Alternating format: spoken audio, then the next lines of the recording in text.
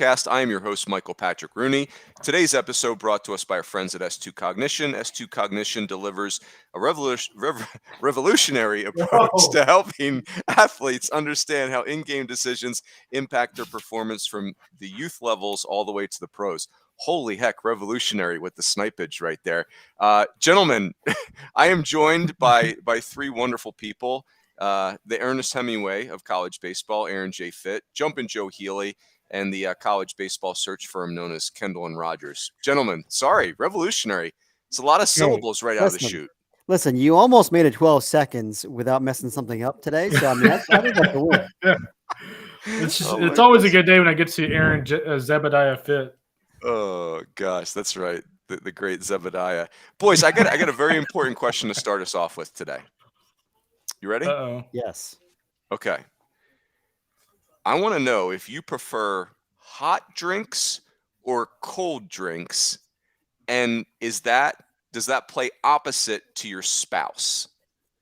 Fitzy, you go first. Hot drink, cold drink, and how does that relate to your spouse? This one's a layup. It's definitely cold drinks, Coach. For both. You know, because I don't like to burn my mouth. Okay, I can drink some hot coffee, but I got to let it sit for a while. And if I got to let a beverage sit before I can drink it, then why don't I just make lukewarm coffee? Why do I need? I don't need it super hot. I don't get that. Like it just ruins my taste buds for the day. Give me cold iced coffee for the win. My wife can go either way. She does like her hot tea, but she doesn't not have a strong preference. But the correct answer is cold beverages, Coach. That is the correct answer. Kendall, what say you? Can I do a total KR move and just say like 50-50? God, this guy. You're showing your versatility. Yeah, that's what we kind of are. Like in the morning, I want coffee. In the afternoon, I want a cold Diet Coke, or I want a energy drink, or cold energy drink. Where do you stand on cold and iced coffee, Kendall? Not in on. So let me give Aaron a tip. There's this little thing called ice that's in your fridge. If you do a hot coffee, just put like 1 cube of ice in there, because I'm with you. Like I don't like burning the roof of my mouth. That's not very fun. No. So we'll do a little something. Grab a little ice cube, drop it in your coffee cup, and I promise it won't be as hot. But then aren't you watering down the product? I mean, if you get bad coffee, maybe. So, Kendall, to be clear, you and the great Angela Rogers are aligned on this. We're aligned. We're like coffee in the morning, some sort of ice drink in the afternoon. Yeah, I don't like a hot drink in the middle of the afternoon, especially when it's already like 105 degrees here, like 9 months out of the year. That's right, H-Town. Joe, what say you?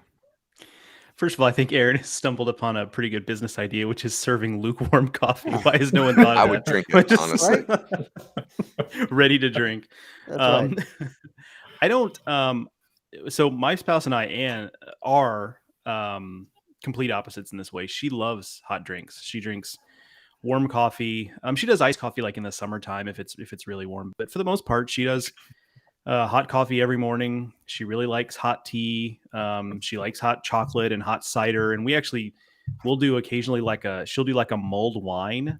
Like you heat it up like on the stove. It's like made hot to wine? be like kind of heated. Yeah. Wow. Yeah. It's like a mulled spiced wine. Mm-hmm. Look out.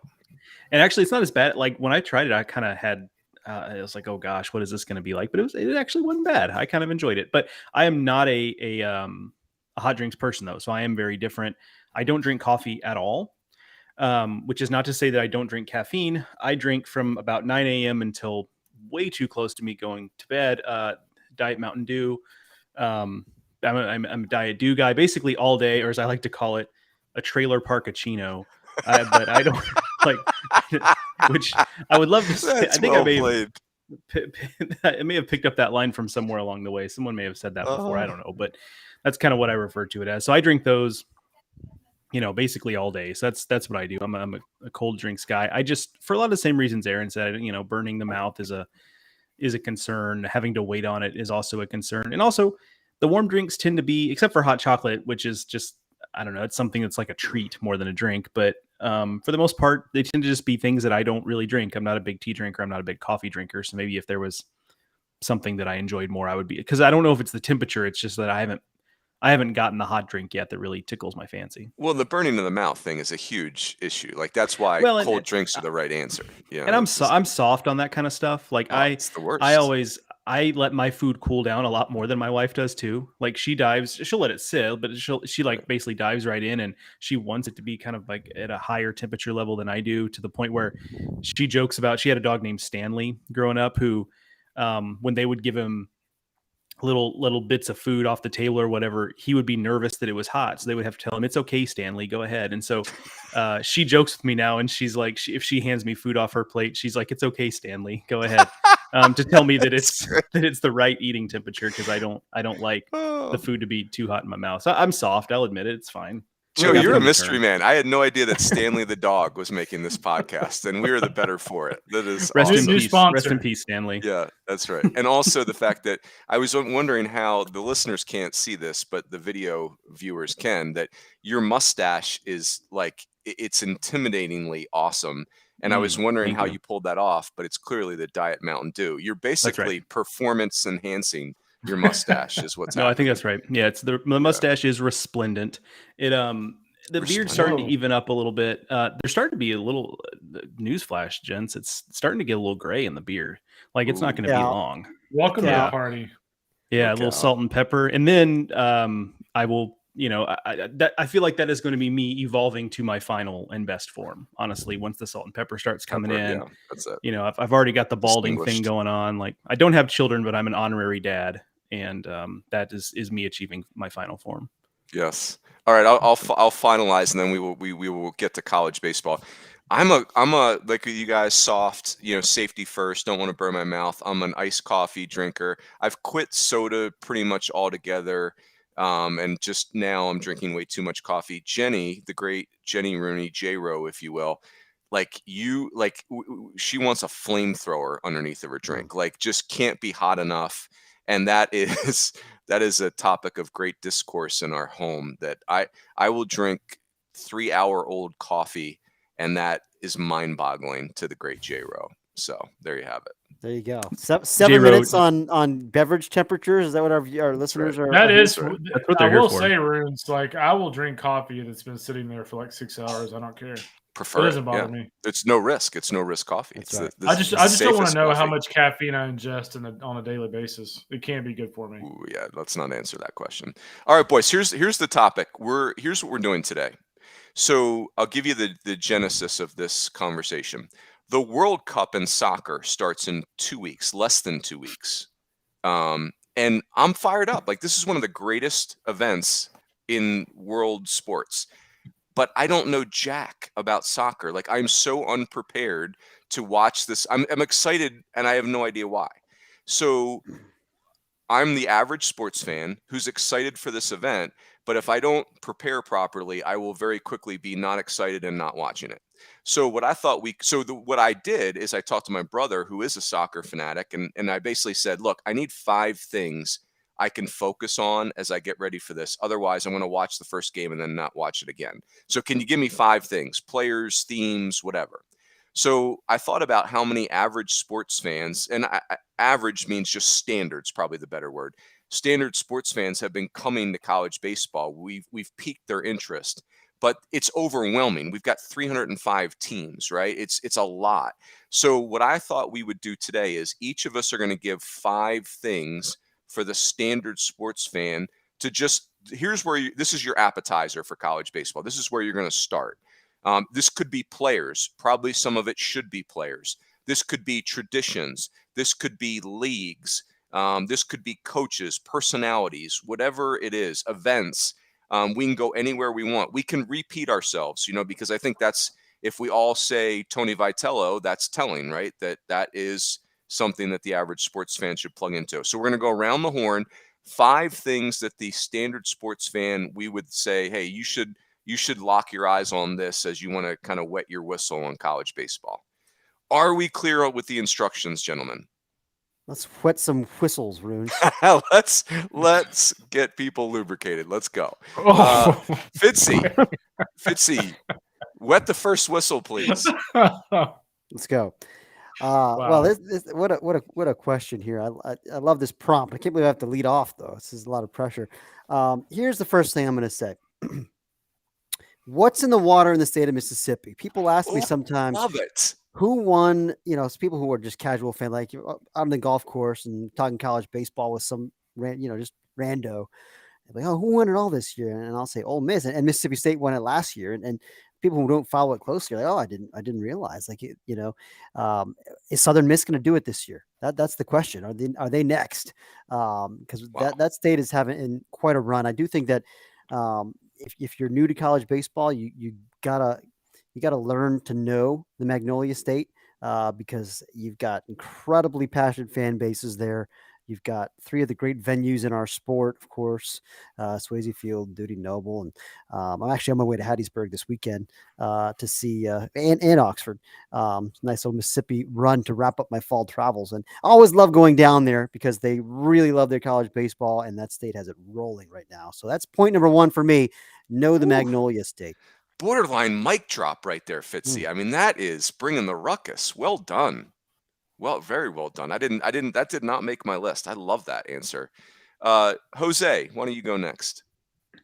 So mine are a kind of a piece that's like a theme with mine. So I tried to approach this from the standpoint of someone who's looking for bigger trends, bigger picture items, kind of things that maybe have a longer tail, to use like a statistics term there, where yes, you can observe them within the context of the 2023 season, but they're really actually things that are going to have effects on college baseball 2, 5, 10 years down the road. Now, there are some microcosm examples in here, so it's not just stuff that you have to like wait to see on. So anyway, you'll see as we go along, but I try to think of it as like a long-term thinking fan's guide to some of this stuff. So like it. My first item is specific to a team though, and that's Wake Forest. And now one is because they're going to be good. You heard it here first. Really talented position players. They're kind of fun to watch because they play in a bandbox where the wind is often blowing out. So you get offense for both their side and the opposition. So that's kind of fun. People like chicks dig the long ball, that whole deal. But also the big picture thing here is that, first of all, they have a very talented pitching staff. The rotation, Rhett Lauder, Teddy McGraw, Josh Hartle, like those are all big names that you should know. But for those fans who are maybe a little bit wary of how long college baseball takes or the lack of action in the game, like Wake Forest is actively trying to move us in the other direction. Like they make a point to take less time between pitches. Like they are the classic example of pitcher delivers pitch, he steps back onto the rubber, receives the ball while he's on the rubber, and just kind of sets again. They are moving pretty quick. So I think it's a nice cross section of a fun team, a good team, but also look, I mean, we've all had the conversations both off air and like in the press box in Omaha, and also, on air here about needing to kind of, it's not just a baseball problem, it's a college baseball problem too, of giving more action to the game, speeding the game up. And Wake Forest is trying to do its part, is what I'm saying. So if you're looking for someone to get behind that might be able to give you a window into what it might look like if the game moves faster, whether legislated or just by style, Wake Forest is that example. And I'll piggyback on that because I recently had a good chat with Corey Muscara, the pitching coach at Wake Forest, and he is one of the great personalities in our game. He really, I mean, come on, he's a New England guy. That's a good place to start. He's got that New England edge to him, but he wants all his guys to work super fast, like Joe's talking about. That's a huge thing that they talk about. And he's not, he's not afraid of the bandbox stereotype at Wake Forest. And he said, we don't care about our ERA. I mean, that's not what it's about. We want to win. And if we win 10-9 and our pitchers have crappy ERAs, they're going to be okay with that because we've proven that we can still develop talent. We can still get guys drafted good. But the bottom line here is it's about winning. And if it's an environment that's difficult for pitchers on both sides of the pitch, all you have to do is allow fewer runs than the other guys. You don't have to have a 3 ERA to win. And I think that's a healthy way to look at it. But I totally agree, Joe. They, on paper, look like a top 10 team, and we'll see if they can live up to that billing. They're a fun team to watch. Love it. All right, KR, what say you? The search for Kendall and Rogers. Yeah, I'll tell you what, I think of all the times I've talked to people that, see a College World Series hat, see a College World Series shirt, they're always kind of acting, they always kind of ask like, hey, what is the College World Series like? And I always tell people that if you wanted like a true definition of like what Americana would be, to me, it would be like the opening weekend of the College World Series. And so I think for anybody who's just kind of getting ushered into college baseball, who's wanting to learn more about college baseball, I would always urge them to find a way to do opening weekend. I'm not even saying the middle of the second week, because we all know we all get fatigued. The crowds get fatigued by the second week. But opening weekend of the College World Series to me is college baseball in a nutshell. It's tons of fans. The city's great that weekend. You've got the best teams in college baseball. It's everything that you want in our sport, all wrapped into one.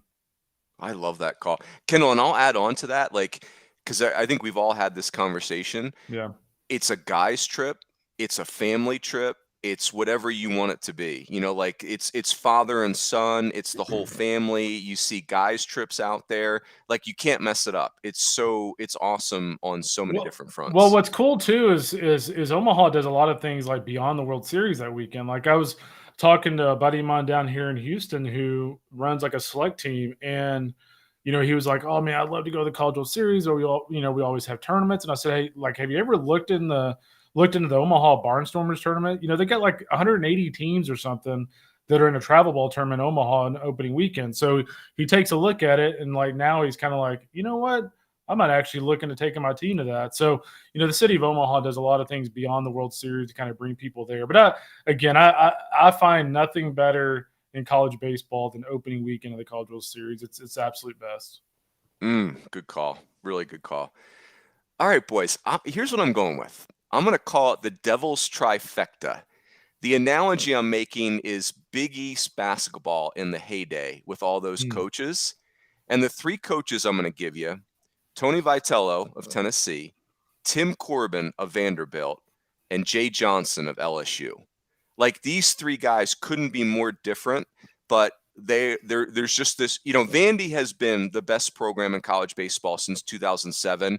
I don't think that can be argued. Even the most ardent Florida fan, once I slid back to 2007, I don't know that they can stay in that conversation.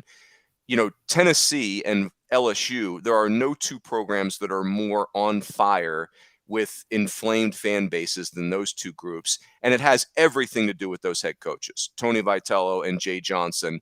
And again, it reminds me of the old Big East basketball with like John Thompson and Rolly Massimino and Louis Carnesecca and Jim Boeheim. Jim Boeheim and John Thompson hated each other for years. And I sense that energy between hey, Vandy and Tennessee are in the same state, for God's sakes. LSU is, they were the godfather of SEC baseball. So I would say it this way: like, if you're gonna jump into college baseball, you have to start with the SEC. It's the league, and these are the three teams that I think there's this triangle there that it's gonna be fireworks every time. And I mean, you could throw Arkansas into that mix, with Dave Van Horn and Tony Vitello, of course, the history that they have now. We worked together in the past and had some pretty visible on-field discussions. Was that last year? I think it was last year, right? Anyway, and 2 years ago. I don't think they played 2 years ago. year. It was 2 years ago. Yeah. So I think their two fan bases. I think that incident really, to use your word, inflamed those two fan bases with regard to the other. And I think there's a lot of anticipation for that Tennessee-Arkansas series this year. What's really fascinating too, guys, is like the different steps that Tennessee brought to the table from like a college baseball popularity standpoint. Like, there were people that I knew that didn't even follow college baseball. Like, I would see them at the gym and they'd be like, "Oh, hey, I just, I saw a video of Ben Joyce over the weekend. So I watched Tennessee, and like, man, some of their antics are kind of crazy." And so like the whole aspect of like Ben Joyce throwing 104, Tennessee's kind of flashy personality, whatever you want to call it. And then the fact that they're really badass. Like, that was a really interesting trio for that program last year. And honestly, like, I'll go ahead and say it, like, yeah, people might have been annoyed by them, but like, them having the season they did, them being the way they were last year, and Ben Joyce, like, that was actually like a net positive for college baseball. There are a lot of people that tuned in and watched college baseball that had no idea that college baseball is that much fun. And I also give Tennessee fans a lot of credit. Like, the fact that their ballpark was packed and rowdy, and I mean, it was like going in a boxing ring. Like, that added to it as well, because like, Americans love watching, like, So I go back to football this past weekend. LSU hosts Alabama at Tiger Stadium in Baton Rouge. What does ESPN do? They're showing a drone video of Tiger Stadium come out every time out because it's rowdy. Well, like Americans love that kind of stuff. Like Americans love watching like Tennessee. They zoom in their crowd and people are banging on the nets and stuff like that. Like people love that stuff. So Tennessee last year doing what they did, honestly, was like a huge positive for college baseball, even though there were some headaches, along the way. Yeah, it's arguably the most entertaining team in our sport in 20 years. Like they were just and just when you thought it was going to calm down, it was like dynamite right around every corner. Bat gate, middle finger gate, like just ejection gate, like there was it never ever stopped. Yeah, I don't think they're going to be anywhere near as crazy this year. I think a lot of lessons were learned. So I think we had fun while it lasted, but I don't see them being culturally the same as they were last year. Maybe I'm wrong. Yeah. Well, I mean, what won't change though is the way that program is supported though, and I think that's an important. We talked about it. I'm not saying you guys didn't, but I'm just saying that won't change though. And I've covered, I've spent a decent amount of time in Knoxville the last couple of years covering them. I was there for the Super in 21. Mm-hmm. I was there for the Alabama series last year, which you might remember as the series where Tony Vitello bumped an umpire. I'm watching a lot of college football lately. Bumped an umpire and Frank Anderson stormed out of the dugout and got tossed. And, Josh Elander was like the only coach left in the dugout. I mean, so I'm trying to think of a way to describe those crowds in a way that doesn't have like a negative connotation, because I don't mean it that way, but I've been LSU in big football? time atmospheres. It's something like that. I mean, it's antagonistic in a way that it's rough around the edges. Like you see big time atmospheres in college baseball, and I've been in other big time atmospheres, but there's something, everyone is locked in on the game. And part of that is because it's a smaller stadium, right? There's like less going on. You can't walk all the way around it. There's not a lot to do in the stadium, right? Like you're just there to watch the game, sit in the bleachers and watch the game. So, but I say antagonistic because I forget which of you guys said it, but just like there's people up on the nets. Like you can walk up on top of their dugouts. Now they shoo you off of it. You can't just stand there the whole time. But when big things happen, fans like kind of get up on top of the dugouts and like they're up by the nets, and like it's very much like a bullfight kind of thing. Yeah, it's like a meaner, rowdier version of Oregon State. Just the feel of the place and just the fact that the way that they feel on top of you and the way that they're into the game to that degree, they're just not as. I mean, you're right. I mean, they got more of an edge in Knoxville. I mean, it's for better or for worse. Yeah. And they should get everything. They should get everything they want in terms of new facility and all that. Because let's be honest, they need it. Like I'm not suggesting they don't, but you do wonder if some of that gets lost a little bit.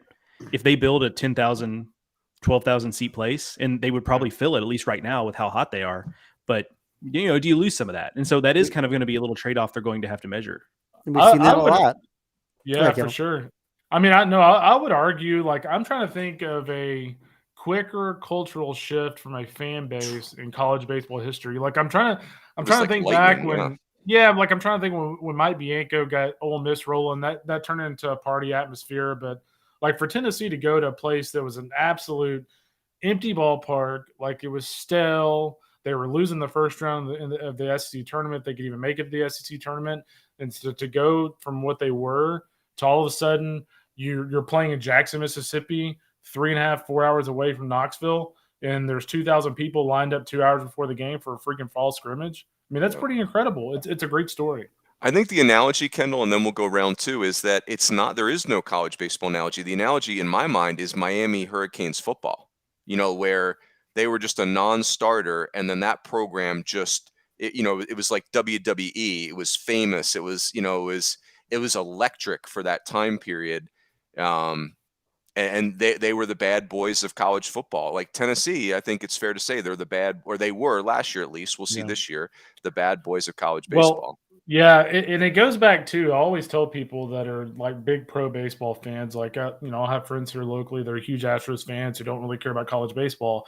And I always tell people, like, dude, just give college baseball a chance. Trust me, you will not be disappointed. And so, like, I always urge people, like, even if you're not a big college baseball fan, if you live in Mississippi, go check out the Dude or go to Swayze. If you live in Texas, go to Austin for a big series or, a big Saturday game, or go to A&M for a regional game. Like, it doesn't get much better than that when it comes to the pageantry, baseball, and things like that. Yeah. Amen. Fitzy, round 2. What do you got for us? Let's do it. That was a good discussion. I like Yes, that. sir. So here's where I'm going next. You mentioned Vanderbilt in your 3 programs there, Runes. I think Vanderbilt has clearly one of maybe the most exciting player in the country in Enrique Bradfield. Yes. This is a name that obviously you have to know if you like college baseball. This guy stole 46 bags in 46 attempts last year. Year before that, he had 47 steals in 53 tries. He's gotten stronger, hits for a little more power, but he's kind of that wiry, Willie McGee frame.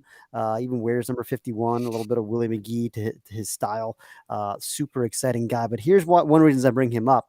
I think there is another guy that is kind of like an emerging Bradfield. And we got a look at him last year on the grand stage. I think you guys probably know where I'm going. But it's my man John Spikerman at Oklahoma. Ooh. He was a freshman last year. Now you might look at the numbers and say, he only stole 12 bases last year, played 35 games. This guy can freaking run, and he is a stick of dynamite.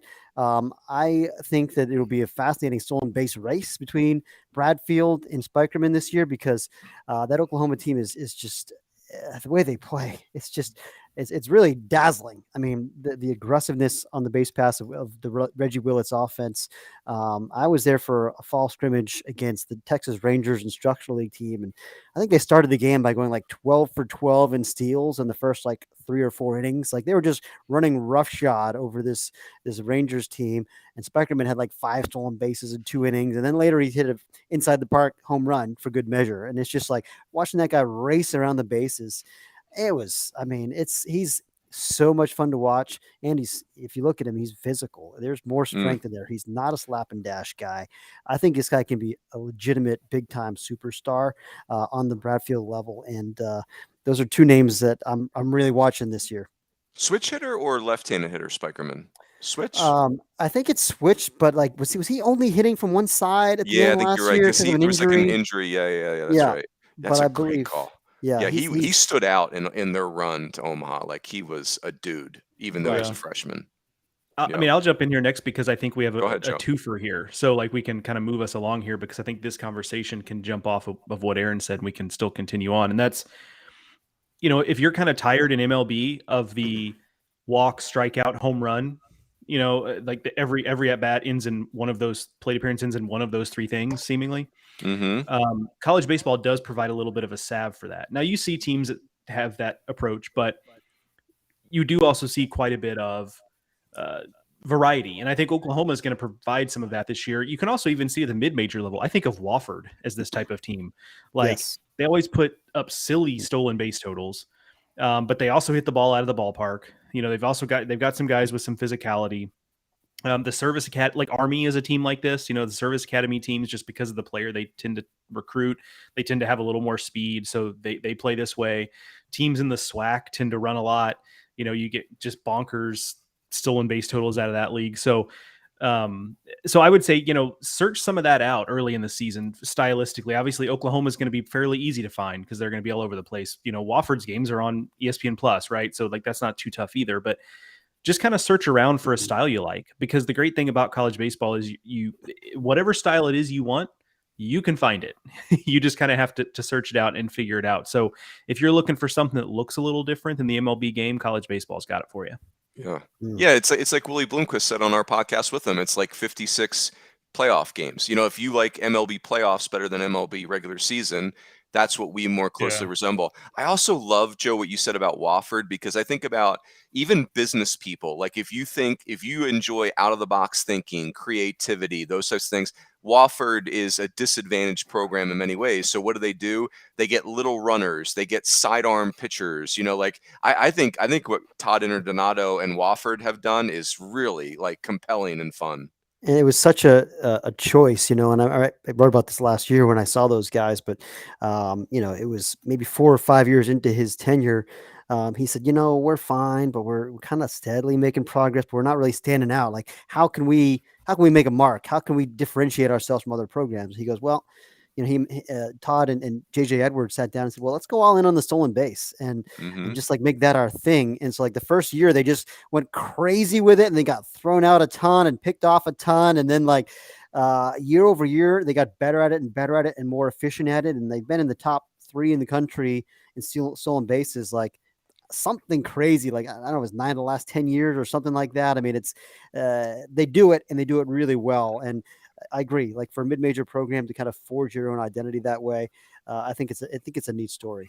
Really, I would argue too, the most exciting offense in the last 25 years in college baseball would be 2014 Louisiana. Yes. With Blake Trahan and Chase Compton. I still go back. You talk about like a variety of different approaches. Like that team had like literally everything. Like they're going to hit and run, they're going to steal bases, and I still remember in that super regional against Ole Miss in the opening game when they just bombed Ole Miss, and you're thinking like hell, these guys might not only win the super, like they may win the national championship. And I still remember Chase Compton hit a grand slam or something in the 3rd inning. I mean, the ball literally went over the light standard. His next at bat, they had 2 guys on, 1 out. The dude drops down a bunt. Oh, like that was just great. Their offense that year. So I mean, I go back to that, and to Joe's point, that you will find a little bit of everything. You go back to Cal State Fullerton when they were rolling and just their unorthodox style, the pressure they put on pitchers and the pressure they put on fielders and things like that. So, it's kind of funny. I was watching the Astros and the Phillies last week, and Jeremy Pena played, baseball at Maine. And in one of the situations in one of the games at Philly, like they tried to get him to put down a bunt, and like it looked like it was a foreign language to him. So it's just kind of funny for a guy coming from college baseball that had such trouble putting down like a basic bunt. So crazy. Yeah, that 2014 Raging Cajun team, the way I described it to someone was like, it was like 9 undersized all-state high school football players, like the 5'11", 200 pounds, quick twitch, just run right through you kid, played high school running back. They had 9 of them. And they like just fury on the field, steal a base, bunt for hit like crazy, bombs in the gap, over the light center, like you said, Kendall, and they played with their hair on fire. That is a great poll. Go ahead, Kendall. No, you go ahead. Do you have do you want to submit the Lafayette or Louisiana, I should say, Fullerton style of play as your submission, or do you have a different one? Yeah, I would say Louisiana, and I would also say, to kind of actually answer your question and give my second item, I would say in college baseball, one of the things that I think is really cool, that I think people can relate to and like, is the emergence of mid majors. If you look at the college basketball top 25 rankings right now, it's North Carolina, Gonzaga, Duke, Texas Tech, and it's kind of like, it's for the most part, it's all Power 5 teams. And there's no doubt when you look at college baseball, I mean, at the top, it's a lot of Power 5 teams. But I mean, this past year, you have East Carolina, Southern Miss, you've got UConn, who's developed into a consistent contender at the national level in college baseball. You have Texas State out of the Sun Belt, who almost made it to a super. You have Georgia Southern hosting a regional. We've talked about Indiana State from a couple of years ago so many times. They had a host-worthy resume. And so I think when you look at college baseball, if you're a fan of kind of the quote-unquote little guys and you want to watch a sport where it's not like football, where, when we're looking at the CFP rankings, it's just big program after big program, college baseball might be your sport. I'll piggyback on that, Kendall. Like, look at the World Series. I was thinking about that. You mentioned Brian Pena played at Maine. I think about Kyle Schwarber played at Indiana. Bryson Stott played at UNLV. Chaz McCormick played at Millersville, Division II. So, Paul Goldschmidt could be an MVP, is Texas State. Chris Bryant played at San Diego. And certainly, like the Alex Bregmans and Dansby Swansons played at LSU and Vandy, respectively. But big leaguers, and for whatever reason in our sport, big leaguers come from all walks of life. Hey, let me piggyback on yours, all 3 of you, really. I'm going to go player centric. If you're locking in on college baseball this year and you can only pick one position, I will nominate the center fielders for you. Fitzy mentioned EBJ, Enrique Bradfield Jr., who's basically got like a 95% stolen base success rate, which is not human. I'm going to give you Vance Honeycutt of North Carolina.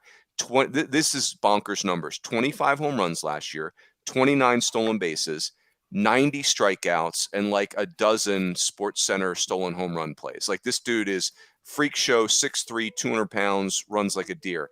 I'm going to give you Dylan Cruz. Dylan Cruz is literally like a guy that could play NFL free safety, 6 foot, 210 pounds, runs like a deer, hits the ball a mile. I'm going to give you Nick McLean as a sleeper. The youngest of the three McLean brothers. He's a switch hitter at Arizona State now who will play center field, transferred from UCLA. Saw him a couple weekends ago against Vandy. Just looks the part, like little fire hydrant, skilled, great player. I'll give you one more center fielder. I'm sure I'm missing a bunch. Ryan Lasco at Rutgers, kind of like a mini Mike Trout, like that 5'11", 200-pound, explosive, middle of the field player who's, in Rutgers has had a great resurgence. So if you can only pick one position, I'm gonna point you in the direction of the center fielders. I like that. That's a good topic there, Coach. I like it. There you go. That was two of my best ones. Fitzy, round 3. What are you thinking? All right. So here's something that's on my mind right now. Is the ball still juiced? Ooh. And I say that because the ball was juiced last year. I 100% believe that. The home run numbers were bonkers. By the time we got to the warmer weather and the conference tournaments, and balls are just flying in the regionals, like you look at those scores in Stillwater. And again, I know that that's a hitter-friendly environment, but it was insane. I remember, being at the ACC tournament and walking down the aisle and seeing a scout who's just like shaking his head, like, this is a joke. It makes evaluation impossible because the balls are just flying out of there. And it's like, you don't know what power is real anymore. Something was up with the balls. That is my belief, my strong belief. And so I'm wondering if we got those balls out of our system now. This was a COVID supply chain issue or whatever the heck it was. I want to see if we get a little bit more normalcy this year. I do feel like we had a good, balance in the game for a while. And last year, I feel like the game went back out of balance. I think the home run numbers were out of control. Fitzy, I just want a skosh of an adjustment, though. I want a very, very minor adjustment because I borderline loved the craziness in the regionals, but that it was nuclear. There's no denying it. It was craziness. Yeah. I mean, it's we don't need an overcorrection like we had in 2011 with the BB Court bats. But here's the thing: is if you look at the data, from what I can gather, just talking to some people behind the scenes, it sounds like exit velocity wasn't necessarily up. It was just the carry distance that was up. So that would totally be the ball. Yeah, the ball. It's the ball. Interesting. Here's another theory. Yes. So, talking to well, I guess Aaron, you were actually there because you and I were both covering this series. But do you remember when we were at Old Dominion a couple of years ago, and Chris Finwood said that they built this chemistry building behind the fence in center field, and so the wind has shifted since we put that building there. And we're not complaining, but our home run numbers have just gone through the roof since they put that building there. Why are we ruling out that maybe many schools have built new buildings behind their outfield fences? Why are we so quick to rule that out? Yeah. Maybe that's what's happening here. A lot of new buildings. What are they not telling us? They're invisible buildings. That's very true crime of you right there, Joe.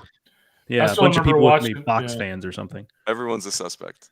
I still remember seeing one of Melendez's home runs last year against, I think it was the Texas series, maybe Oklahoma State. And I mean, the ball was literally had just started going up whenever it was going over the scoreboard. I don't even know what the tape was on that thing, but I remember seeing that and going there's no way that ball is not juiced. Yeah. I want to be clear. I don't hate it. I didn't hate it. Yeah, exactly. Fitzy is a much smarter person than me to bring that throw up. Water on the fire. Come on, I didn't hate it. I hated it was too much. I hated it. Yeah, I see. I side more with Runes, and I think it's less because I didn't see an issue with the way the ball acted last year, because I get it. It's that I am kind of gun shy about trying to figure out a solution to it, and we end up back where we were, because I'll just be, maybe this sounds dramatic and maybe it is, but I almost kind of there was a point, and I was, not covering college baseball yet, but I was a fan when they introduced the BB Corbats, and it was just so bad that I if that had continued on, like, I don't know that I would have stuck with the sport. That was a bad That's product. Yeah, that was a bad I mean, it was truly outfielders playing at half depth and daring you to burn them because no one could. And so nobody wants to go back to that because that was the extreme opposite. That was not balanced. I just want balance. I want a true fair game. And we've unfortunately we've had that for several years, but the last 2 years home runs have just spiked, and last year they spiked dramatically over the previous year. So it just feels like it's gone a little too far. And again, it's better than 2011, but it's still not doesn't feel great to me. Yeah, fair. Joe, are you up? Yep, you're up, Joe. Yep. Round 3. So mine is to watch the space of transfers, and that's a really broad thing. But here's what I mean by this. I think LSU specifically, and there are some other teams, is going to be a really interesting test case this year, because to this point, and it's important to remember that to use a strained baseball metaphor, in the world of free transfers, we're still kind of in like the second inning of this thing, right? This is the first full off season where everybody knew they could transfer freely. That the previous off season was like a little bit, we could see it coming, but it wasn't approved. It was just like a shorter window. Anyway, long story short, to this point, the schools that have gone all in on transfers are, power conference programs that knew they needed to revamp their roster quickly, like A&M a year ago, right? And that obviously worked swimmingly, of course. Or programs that maybe are playing in the transfer space instead of playing in JUCO recruiting as much, places like Kentucky or Missouri. Oklahoma State has done some of that. Those were kind of JUCO heavy programs, or at least, did a lot of JUCO stuff that now maybe you're doing more transfers. This LSU team is, and you correct me if I'm wrong, in terms of power conference programs, the first program that has taken what was already going to be a good to great roster, even without the transfers, and just revamping it kind of on the fly to take a great roster to an excellent, maybe all-time great type of roster. And I'm not saying that maybe we should see if this doesn't work, but it is kind of an interesting test case because it's just not something we've seen teams do to this point. Transfers have been kind of looked at, I think, as a way to put like a garnish on a roster, or to really get good quick, or to go from poor to good, or poor to competitive. But what LSU is doing is something completely different. Like, again, that's a team that's pillaging, right? Like, it's like a pirate ship. Like, they're just coming and taking your gold. They're not taking your. Yeah, I totally agree, Joe. Like, there's no like Tommy Tanks and Thatcher Hurd. There ain't no garnish there. Holy heck. I will say this. Go ahead. I was just going to say that the point I'll put on this is just that I'll be interested to see a few years down the road, especially if this goes really well for LSU, if they're lifting the trophy in June in Omaha. How many programs rush to try to do the same thing right away?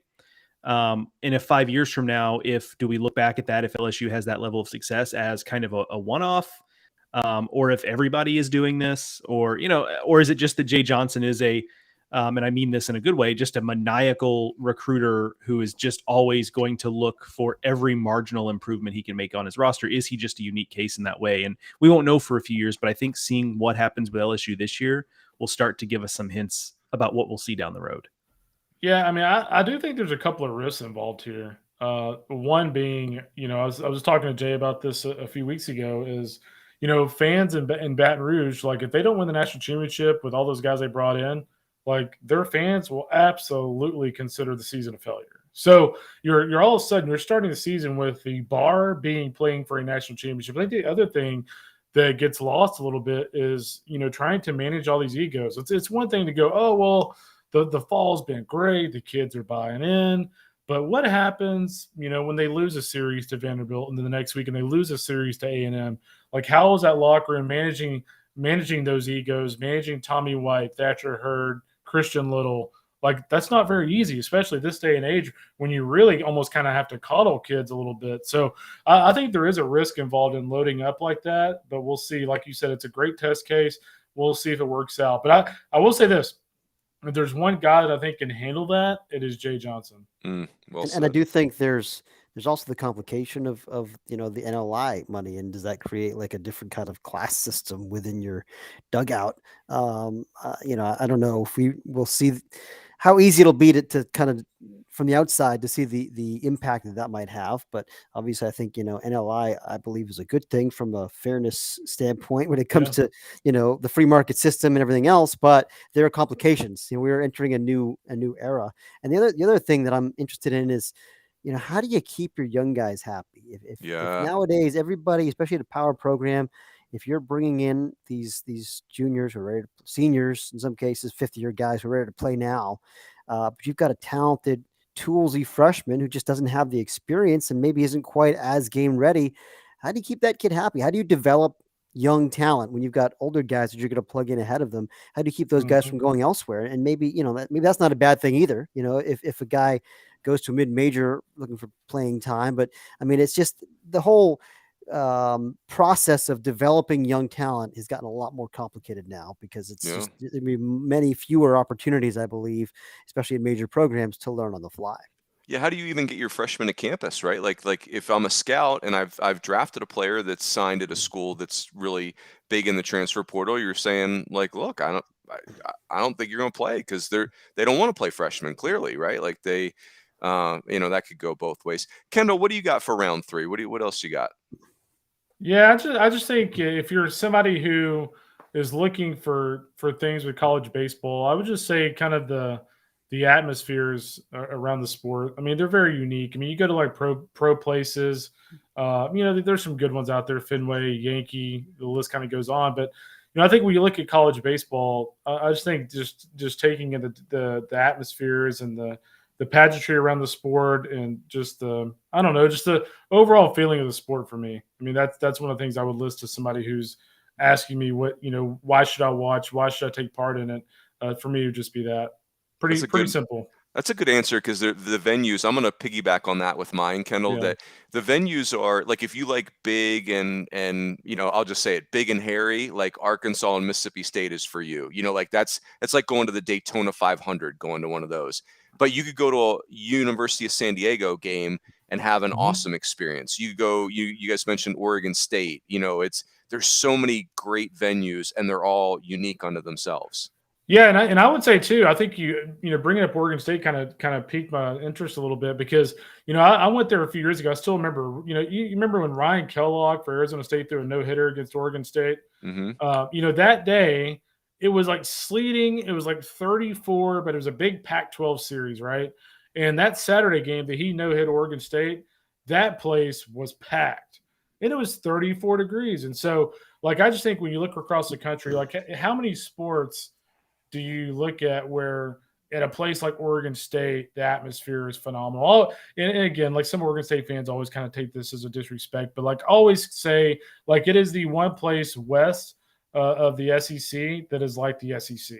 And I would also argue this, like, Arizona State to me, like, back in their heyday, and I'm not just saying this because you're on here, but back in their heyday, like Packard and even Muni for a big series, like when they played Michigan a couple of years ago when Tracy was still there, like that was a great atmosphere. Like Arizona State, I think, can be lumped into that if they got things going there.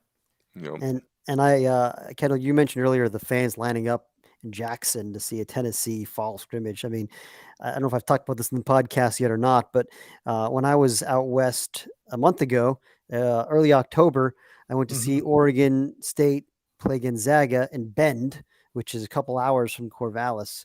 And it was it was an older ballpark. The summer league team plays there, the Bend Elks. And maybe the place, if the place holds 3,000, I swear to God, they had 6,000 people there. I mean, it was insane for a fall scrimmage. I mean, it was totally beyond standing room only. I mean, everybody's packed in like sardines, and 18 innings of baseball, and a large chunk of those people were there the entire time for a meaningless fall scrimmage. I mean, I'm telling you, it's serious passion up there. So it is far beyond just the SEC. Yeah, so good. Hey, boys, let's do this. I'm going to give my third one. I'm going to do a couple reads here, and then we'll go lightning round for the last two. Just a quick hitter on those. So let me just do the reads first. So two encouragements I want to send to the listeners. One is the ABCA. The convention is coming up January 5th through the 8th, 2023. It's at the Gaylord Opryland in Nashville. I'll tell you straight up, the Opryland is sold out. I'm at the courtyard down the street if you want to join me. But if you're a baseball coach, a baseball fan, I'm really talking to the coaches particularly, you got to get there. You got to figure out a way to get there. If you're not signed up yet, it'll be the best decision you ever make. You're going to fill your own tank as a coach. And so that helps your career, the networking, the knowledge you're going to gain. But the other thing is, it's what you're going to bring back to your team in the spring. So this is you just don't miss this event if you're serious about it, and you find a way. You borrow the money, you do what you got to do. But we will all be there. It's such an awesome weekend in every way. The other thing I want to mention is, there is no better time than right now to get a subscription to D1Baseball.com. The fall reports are awesome. Fitzy, I read your Clemson report last night. Phenomenal. So great. Like, this Clemson team is super, super interesting. And we could go around the horn. Like, Joe's cranking them out like crazy. My UNLV fall report is, it's legendary. Let's just call a fish, right? Like, kidding, sort of. Not kidding. But anyway, what you do at checkout, go fall 22. That's what you type in there, fall 22 at checkout. You'll get 20% off. Again, if you're enjoying this podcast, you'll love the website. So, boys, my number 3, and then we'll get into the lightning round. I'm going to go the West Coast. Like, when I think about European soccer, like, England is like the country, and then there's like Spain is really famous. And I perceive Italy as kind of like this little area, but they're really good. And that's the West Coast. I mean, Stanford and Oregon State have become the class of the Pac-12, the Arizona schools, SC, UCLA. But the Big West from 2014 to 2017, the Big West is really the mid-major that has actually sent teams to the College World Series. From 2014 to 2017, the Big West sent a team 4 straight years. Now, the Big West has scuffled the last couple of years. We know that. But California is the anchor of those West Coast conferences, and there are really good programs like a Cal State Fullerton. Cal State Fullerton is unequivocally one of the great college baseball programs historically. It's a brand, and Cal State Fullerton is a commuter school in Orange County, California. Doesn't have football, so I'll put the West Coast on the board. Oregon State, we've talked about a little bit. It's really good baseball out there. A little bit, kind of on their heels a little bit right now, but I wonder how long that will last. Fitzy, you want to go round 4? We'll do 2 lightning rounds here. 2 lightning rounds. Okay. Real quick, for me, lightning round, East Carolina.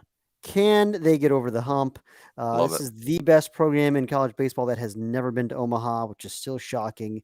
Been to all kinds of regionals and super regionals. They were 1 win away last year. They had mighty Texas on the ropes at home. It looked like they were going to get over that hump, and then Texas found a way to come back and win. It's a great program. They're good. They're going to be good again. They're good every year, but they got plenty back. They got plenty of talent. They've got a very hungry fan base, passionate, great baseball atmosphere. One of these days, they're going to punch that ticket and break down that wall. Maybe this is the year. Yeah, it's like that old argument, the greatest. They used to say it about Phil Mickelson, right? Greatest golfer never to win a major. That's exactly. Does anyone know the number off the top of your head? It's like 32 regionals, no Omahas, something. It's either high 20s or low 30s. I'll count it while we're it's in that going. ballpark. Yeah, craziness. Go ahead, Joe. So this kind of ties in to what Aaron just gave us, and also just something we've talked about previously, and that's not just the good atmospheres, but the party atmospheres in college baseball, I think, are kind of unique. So many of the facilities in college baseball, different than college football, right? Where in college football, the fans are a little further away from the field, and they kind of have to be because you've got these huge sidelines and tunnels and all that kind of stuff. And everyone's kind of sitting in bleachers or seats or what have you. College, one of the things I think is great about college baseball is how many places have just kind of general admission areas where people are just standing or milling about. And so I think about East Carolina and the jungle, which is behind their outfield fence. And I'm not really sure how it's allowed. I don't want it to go away, but I'm not sure how it's allowed that they're just hanging over the fence. Like, the fans their arms are in the playing field, right? And they're holding signs and megaphones and stuff like that over the fence. I guess it's never been an issue. So, as long as that's continues. So, but Ole Miss, famous party atmosphere, the lawn out behind their fence with the beer showers. So not just good atmospheres, but I think the party atmospheres in college baseball kind of set it apart, because I think that is a way in which it is just different than other collegiate sports because of the way the facilities oftentimes are set up. And sometimes in life, the things that we lack are the things that make us great in some ways. And because college baseball in a lot of places lacks these big palaces that actually physically seat 12, 15,000 people, programs have had to make do. And the way in which they've made do in a lot of ways is just kind of general admission seating where people get together and it's a party. I love it. It's like an informal bar. It's so great. Right. Kendall, go for it. Rude, you're going to love this one. Oh. I'm going to go with the redemption story in the fifth-year senior. You look in college baseball this past year, you look at, somebody just mentioned A&M a minute ago. You look at Dylan Rock and Jacob Polish. You talk about redemption with Jacob Polish. I mean, you're talking about a guy who had a mid-4 to almost 5 ERA at Stanford, goes to A&M, kind of learns the breaking ball a little bit from Nate Yeske. All of a sudden, the dude's a first-team All-American. After being, having a mid-4 ERA at Stanford. So, you look at that, you look at a couple of years ago with Kevin Kopps, you're talking about a guy who they literally almost cut. And as a redshirt senior, wins the Golden Spikes Award and wins the D1Baseball Player of the Year Award. So that's a redemption story. You talk about the Steven Shocks of the world. You're talking about a guy who was at App State, was at Maryland, Baltimore County, goes to Virginia, ends up being one of their better relievers. People know him as a dude that's talking about Dippin' Dots, but the trajectory of his career and the path he took, that's one of the great things about college baseball is the redemption story. Just because things don't work out somewhere doesn't mean you can't resurface somewhere else or resurface within your own program and turn into a superstar. And I think that's what makes this sport pretty special. KR, you had me at Steven Shock. You didn't even have to mention the word redemption. He didn't pay me for that. He's the most entertaining person in our sport, and that's a no-brainer. Boys, I'm going to give you the Power 4.5. We don't have a true blue Power 5 in college baseball. The SEC is the obvious power. The Pac-12 is the historical power. The Big 12 has incredible baseball and incredible atmospheres. The ACC is, right there challenging the SEC all the time. And then the Big Ten is very interesting. Now it's complicated in baseball for the Big Ten. They sponsor more sports than any other league. Penn State's got 36 varsity sports, and Alabama might have 20.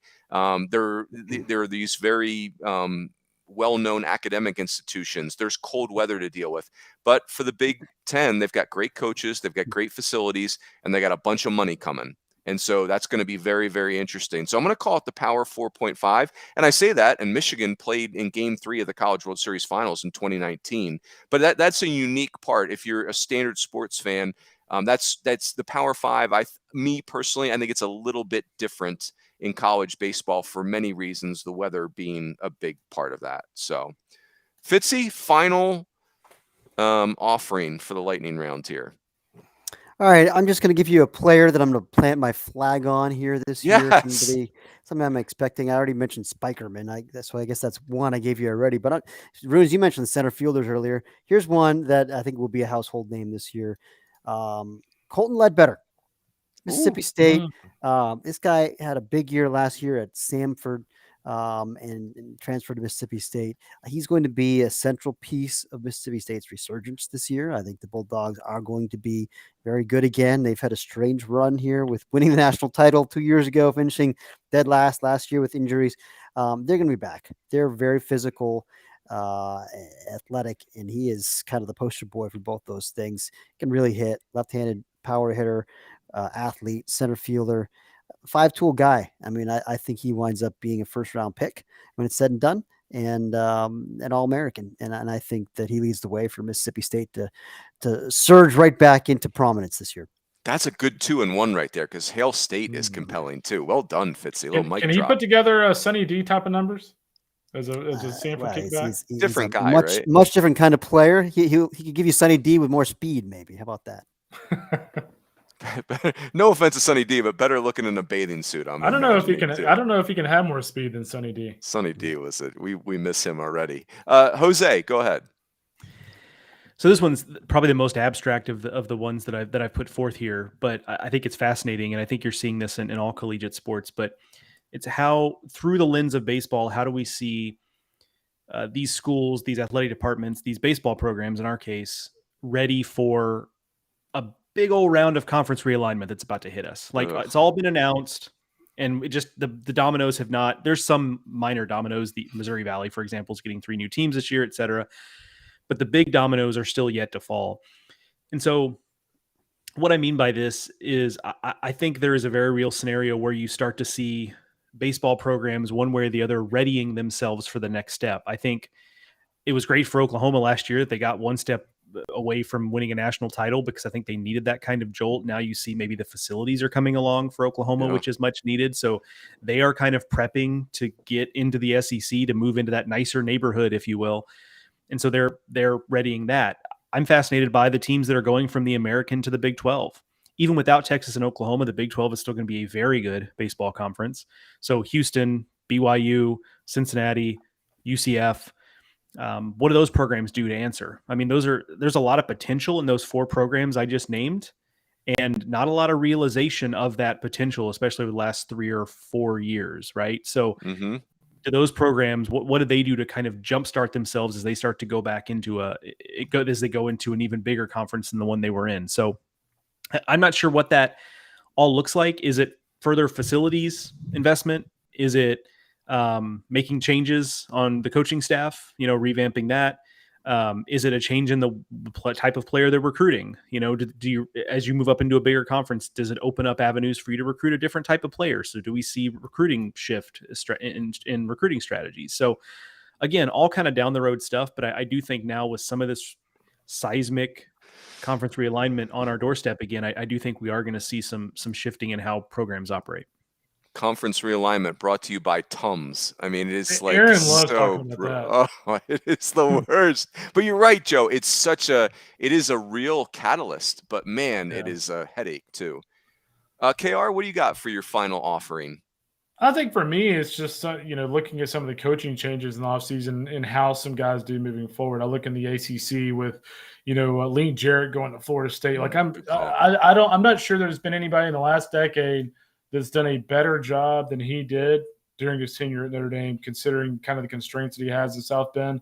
He did an incredible job there. It's a different job at Florida State. I think he certainly gets Florida State. I'll be interested to see if he can be that elite with the Seminoles. I think the other guy for me, we were just talking about it on the group chat a couple of days ago, the other guy for me that I'm really interested to see if he can kind of take the program the next step, get them back to the Leggett era where they're actually getting to Omaha, is Eric Bakich. Can he work wonders in year one? And I think the other one for me is staying in the ACC is Sean Stilfer going to the ACC. He was a guy that had a lot of success at VCU. He played in a super regional many years ago with the Rams, and so as a coach. And so, can he go to Notre Dame and continue what Link Jarrett has built? So, whether it's Wake Forest in the expected rise of the Demon Deacons, whether it's North Carolina and the really good club we think Scott Forbes is going to have, the ACC is actually really, really interesting to me going into 23. Totally agree. And it's like none of us are here to promote the idea of terminating coaches. We all hate that. Sure. But like the right hire matters. Like looking at you, Tennessee, right? Like, holy heck, like hire Tony Vitello. 5 years later, you're building a $60 million stadium. Like it's no question. All right. My final offering, boys, let me put an addendum on Kendall's first point, and then I've got one.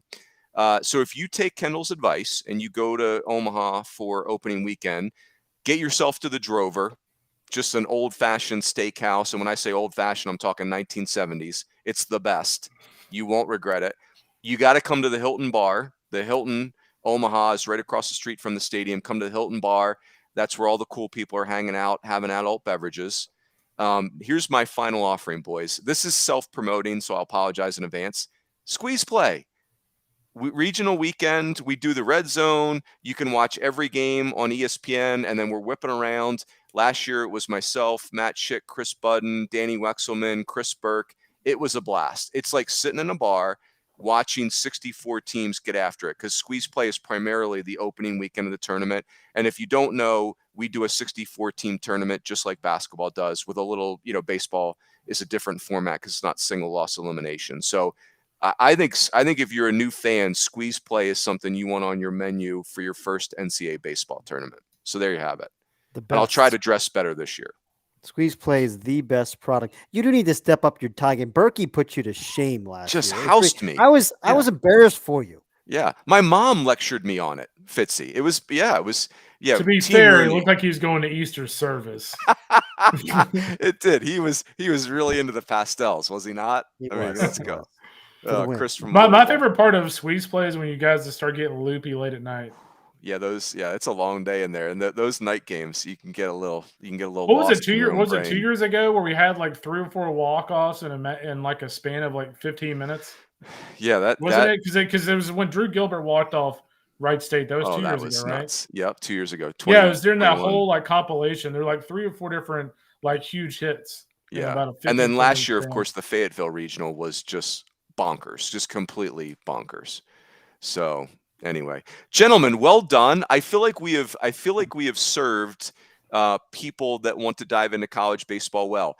I leave here very excited for college baseball. I leave here very excited for the World Cup in soccer. Let's put that out there. I'm going to dive in, and that's it. We appreciate everyone listening.